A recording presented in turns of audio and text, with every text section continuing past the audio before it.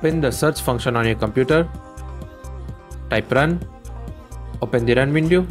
Type %local app data % and click on OK.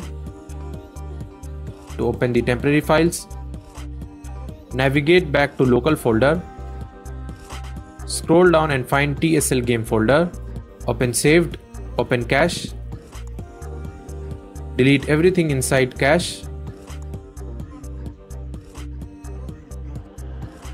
Go back to save folder. Double click on crashes.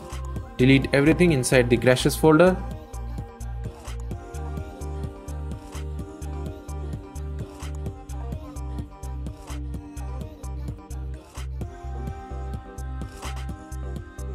Close all folder. Step 2. Open Steam. Click on Steam on the top left. Click on Settings. Click on Download. Click on Clear Cache and clear it. Restart your PC and then open your game to see the changes. That's it. Thanks for watching. See you in next tutorial.